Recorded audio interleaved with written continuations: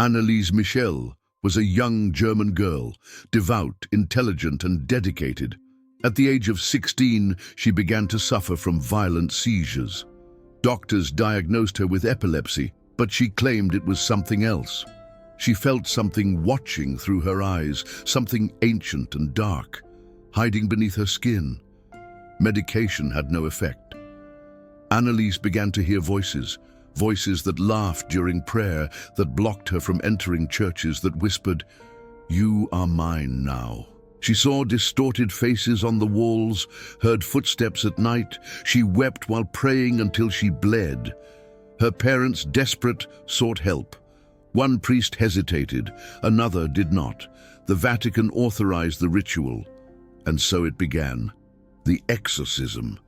Anneliese claimed to be possessed by 6 entities, among them Lucifer, Nero, Cain, and Hitler.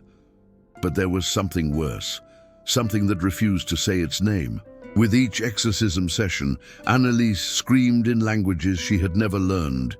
Different voices came from her mouth, deep, masculine, and mocking. One claimed to be Lucifer, another said it was Judas, and one whispered with the accent of a Nazi soldier. Her body twisted in impossible ways, bones cracked, she refused food, she cried blood. Her hands were constantly wounded, as if reliving crucifixion. Her once soft eyes now seemed to belong to something watching from within her flesh. One night during prayer, she suddenly went silent. The priest approached her, relieved. Then she looked at him with a calm smile and said, "You'll burn with me, Father. I've seen your death." The candle went out by itself. The Bible was thrown across the room, untouched, and then she screamed, a sound that wasn't human, a growl that didn't come from her throat, but from the floor. Something in that room was more alive than ever. Anneliese was no longer herself. She rejected water, food, light. She spent days on her knees, murmuring twisted prayers until her legs bled. Her voice shifted between a child's whimper and the roar of something ancient. During the sessions, the room turned ice cold, even in summer. The walls creaked, objects moved on their own. The crucifix by her bed fell 3 times. On the last, it cracked in half. She said the demons wanted her dead, that her soul was being contested, but she refused to surrender.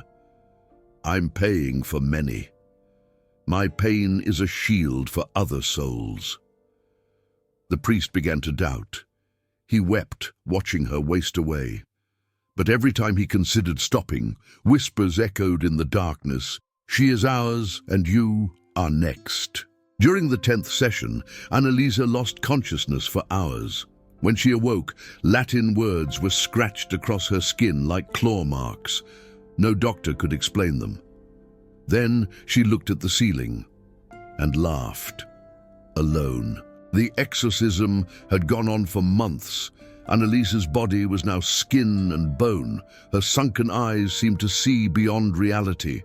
She claimed that every night she was dragged by invisible hands into a pit where voices screamed in eternal agony.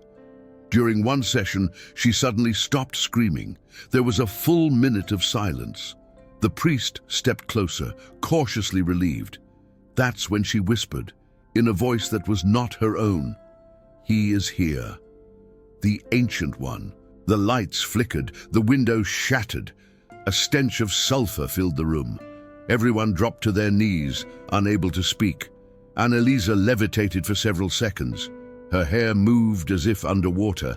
The entity, now singular, spoke through her. "She wanted to fight, so we will show her war."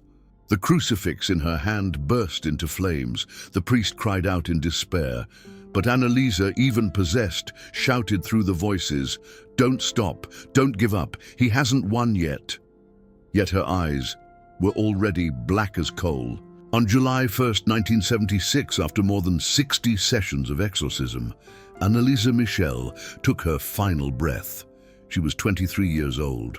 Her body weighed just over 30 kilos. Her final words, spoken in a faint, trembling voice, were not of fear, but of faith. "I'm ready. Mom, stay with me." The exorcism was over, but the silence that followed was even more terrifying. The case made headlines.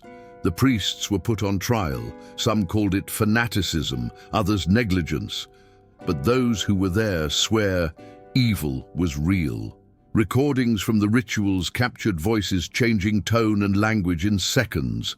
Medical reports couldn't explain the wounds, and even today, in the house where Anneliese once lived, neighbors report strange noises during the night, always at 3 a.m.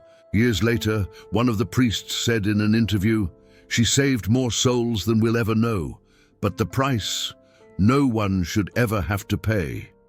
And on an old reel tape, still locked in the church's archive, a faint female voice can be heard whispering, "He never left."